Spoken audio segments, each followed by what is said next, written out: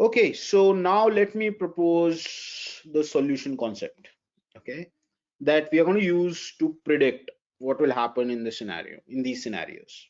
Okay.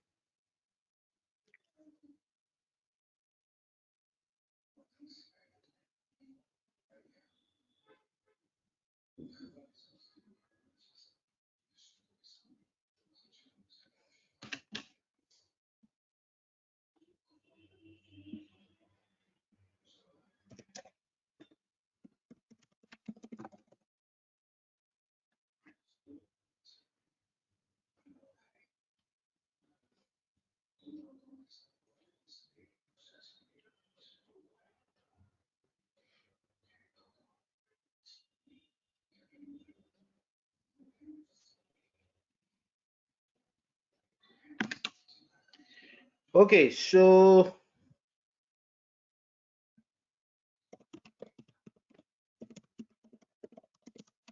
the solution concept that we are going to use to predict what will happen in these scenarios is Nash equilibrium. So let me first give you the definition of Nash equilibrium, okay, and then what I'm going to do is I'll tell you the way in which you can find one, okay. So what is a Nash equilibrium? Okay, so let's see.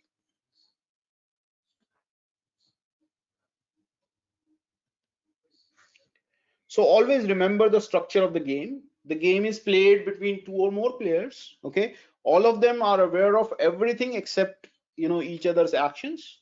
Okay, and they are just going to choose their actions simultaneously.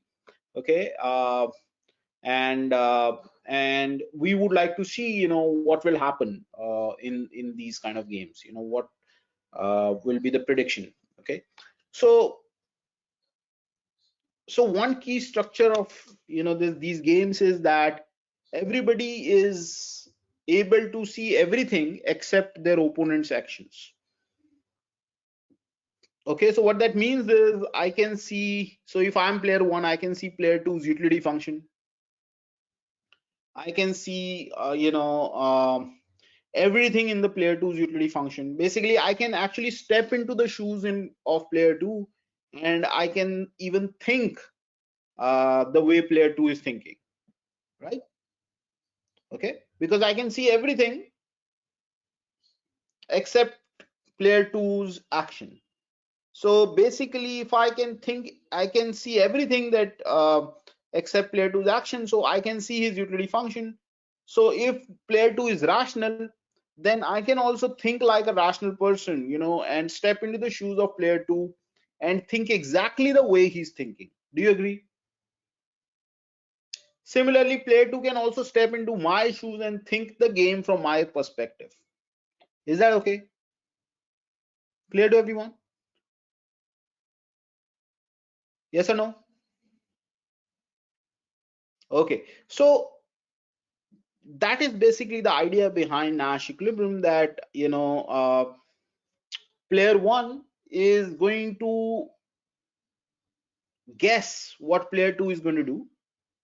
Okay, and based on his guess, and that guess is like calculated guess, because he can step into the shoes of player two. So he can actually think like player two, and he can come up with a reasonable guess. Okay, so player one is going to step into the shoes of player two, think in the way player two can think about his own position, and come up with a reasonable guess for what player two is going to do. Okay, and then based on that guess, he's going to choose his best action. So he's going to put his best foot forward. Okay, so player one is going to choose his best guess from his available actions, taking as given the guess that he has for player two's action. Okay, and similarly player two is going to do the same thing. Player two is going to also step into the shoes of player one, think the game from player one's perspective, and choose the best response uh, to the guess that player two has for player one's move. Okay, and we say that we are in equilibrium if that guesses turns out to be correct. Is that okay? So basically what I'm saying is that we are in equilibrium if what I guessed that player one is player two is going to do, and I chose my best action, to player two's move, and similarly player two has chosen, her best action given player one's move, and then we are in a situation of equilibrium because after playing the game in this way, nobody will be interested in deviating. Okay, nobody will say that, okay, I chose the wrong action, or I mean, the reason is because they chose the best action possible given their guess, and their guess turned out to be correct. Is that clear?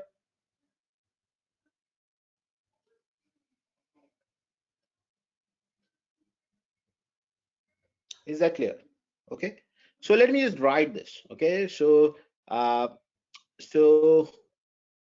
let's consider a game. So game consists of, so I'm going to write the definition of Nash equilibrium for a two-player game. You can just write it for n players. It's not a big deal. You just have to put lots of dots. Okay, so let me just write it for uh, first of all, let me write it for two players. Okay, and then I'll write it for n players. Okay, so what is the Nash equilibrium?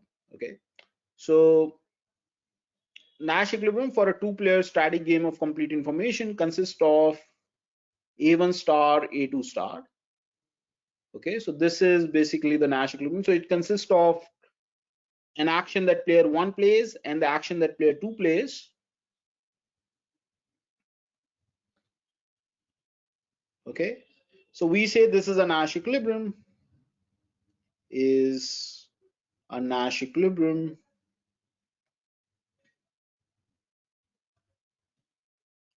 if the following is true. If player one's action is the best choice of player one,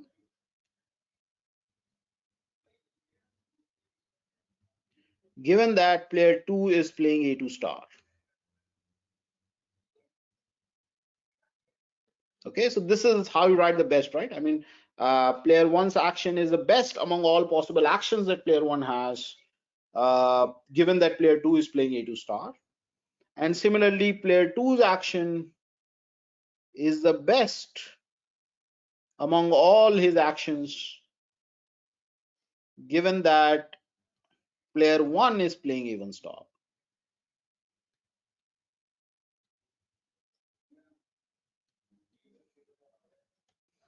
Is that clear? Okay, so these are the two conditions which are required for Nash equilibrium. Okay, there are other ways to write it. You can also say that a1 star belongs to argmax of u1 a1 a2 star. Okay, so argmax means it's an action that maximizes this. Okay, you can also write this in a short way. You can just say that a2 star belongs to,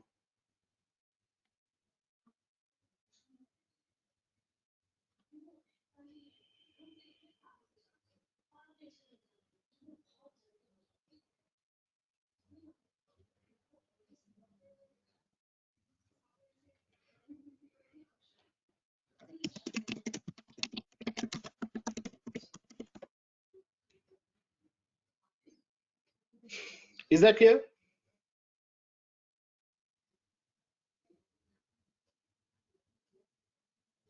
Is that okay? So that's just another way of writing this. Okay, that's because it's an argument that maximizes u2. Okay, so that's why you call it argmax. Okay. Okay. Uh, so we need to know how to actually solve this. Solve for the Nash equilibrium. Okay, and that's what's we are going to say is going to be our prediction. Okay, so it's possible that a game doesn't have any equilibrium, and it's also possible that game has multiple equilibrium. Okay, uh, so so we'll basically try and find find the Nash equilibrium if at all it exists, and if there are more than one, then we'll try and find all of them. Okay, so let me propose a way in which we can approach. So basically, this is a method that we are going to use to find Nash equilibrium.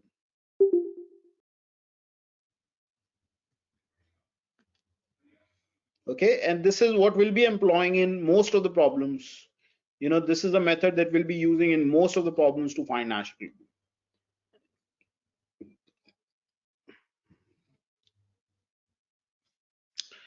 Okay, so what is the method? Notice that you are interested in this. Okay, you are interested in A1 star that solves these two. Okay, so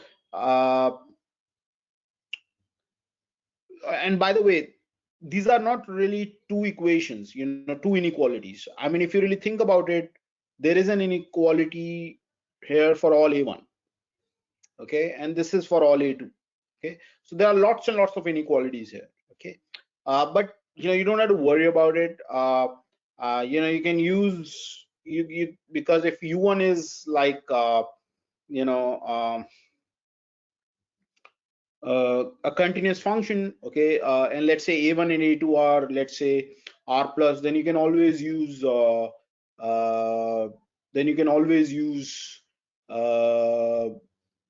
calculus to find it. Okay, because basically you'll be maximizing this. You'll eventually, that is what you're doing, right? I mean, you are maximizing this function. Okay, so that is basically the idea that we are going to use to figure out Nash equilibrium. Okay, so how do we do that? Okay, so what we can do is, let me first define best response. Okay, so what is the best response of player one? Well, best response of player one depends on obviously what player one thinks player two is going to play. Okay, so player one's best response is a function from player two's actions, because for every action of player two, player one will have some set of best responses. Do you agree? For every action of player two, player one will have some set of best responses. Okay, so it's possible that it is a singleton set. It is also possible it's an empty set. It's also possible that there are multiple best responses. Okay, so what is the best response? Best response is that response which maximizes player one's utility. Okay, so you can have multiple solutions to the utility maximization problem. You can have a single solution, or you can have no solution. Okay, so whatever is the case, we are going to write the entire best response function. Okay, so best response function is going to be a function from A2 to power set of A1, because it's possible that for a given action of player 2 there are multiple best responses. That is why I'm going to write it as a set. Okay, so it's a function from A2 to the set of all subsets of A1. Okay, so I'm going to write power set of A1. Okay, so let me write, this is basically the definition of best response function. I mean, sorry, this is just the domain and the codomain of best response function. Now let me write the definition of best response function. So what is the best response function? So BR1A2 is the set of solutions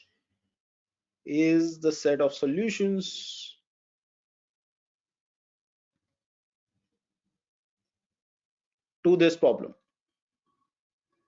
to the utility maximization problem of individual one. Okay, so you're going to choose this. Okay, and A1 taking as given A2. Okay, so you take as given A2 and then you solve this problem. Okay, alternatively you can also write this as BR1A2 is equal to all those actions of player 1 that maximizes player 1's utility, given that player 2 is playing A2. Okay, that is why they are called best responses. Okay, these are the best. Okay, such that U1 A1 A2 must be greater than or equal to u1 a1 prime a2 for all a1 prime belonging to a1. Is that okay? So that's another way of writing it. Okay.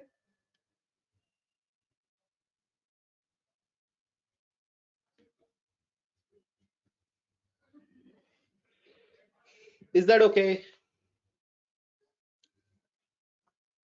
Okay. Similarly, you can define BR2. Okay. What is BR2? BR2 is a function from A1 to power set of A2. Okay. And what is BR2? BR2 A1 is the set of solutions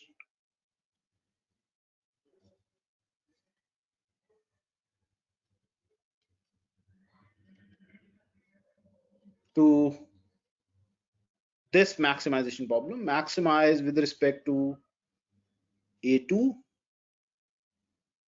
U2, A1, A2. Okay, so you take A1 as given and you maximize this. Okay, so you can also write it in this form. Okay, alternatively you can write it in this way: BR2 A1 is equal to A2 in A2 such that utility from playing A2 is greater than or equal to utility from playing any other A2 prime in player 2's action set. Okay, so basically this is a set of best actions against player 1's action A1. Okay, now let me define graph of BR1. So graph of BR1 is actually a subset of A1 cross A2. Okay, it's a subset of A1 cross A2. So what does this consist of?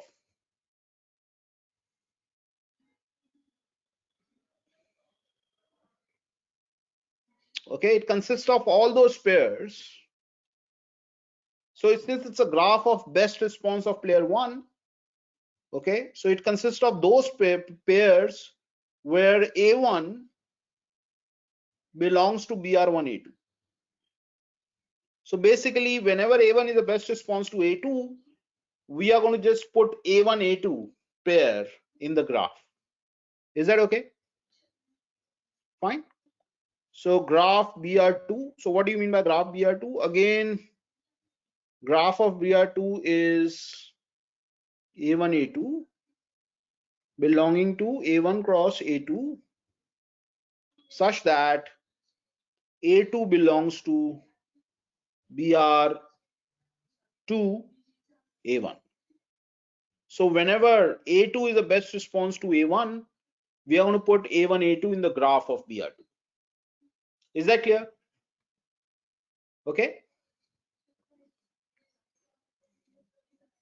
So once we have these graphs, what can you say about the intersection of these two graphs?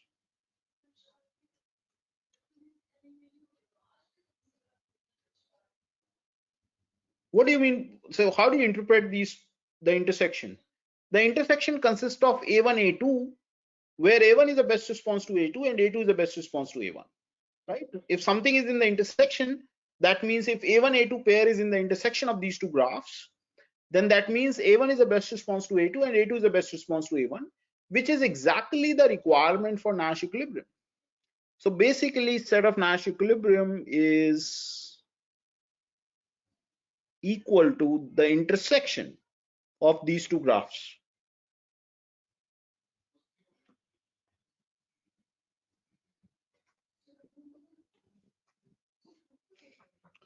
Is that clear to everyone? So this is the approach that we're going to follow, okay, to solve for the Nash equilibrium. Is that fine? We'll first find the BR1, then we'll find BR2, then we'll figure out the graphs, okay, and then we'll find the intersection, and that's going to give us the Nash equilibrium. Is that clear to everyone?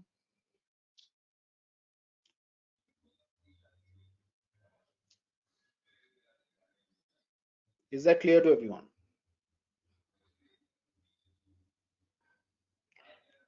Okay. Now let me quickly give you the definition of Nash equilibrium for n players. Okay, and then I'll just come back to two-player games, and then we'll just pick one, all those models that we wrote earlier, the Kuno model, the Bertrand model, and the public good contribution game, and the Piazza contribution game. So we'll just do one by one. We'll solve each of them. Okay, so basically for certain demand function and for certain cost functions, we'll do that. Okay, so this is a set of Nash equilibrium for two-player games. Okay, so how do you define Nash equilibrium for n-player games? Okay, so this is a definition.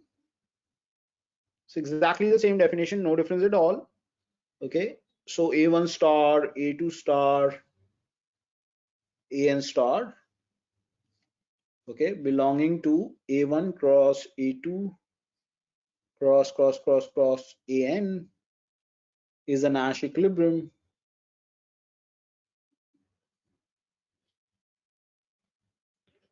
if given what everyone else is doing, you are playing your best response. Okay, so that's basically, and that's true for everyone. Okay, so given what everyone else is doing, you're playing your best response. Okay, that's the requirement. Okay, so what that means is player I's utility from playing his own action, given that everyone else is playing a minus I star, okay, is greater than or equal to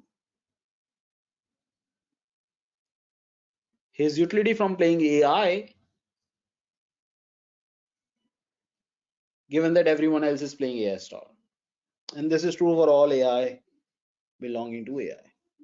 And this should be true for all I.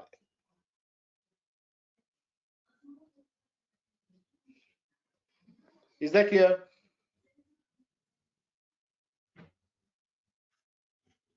Okay, so I eliminated these dots by using this alternative notation, which is a minus I star, which means that you're just writing everyone else's action in this way. Okay,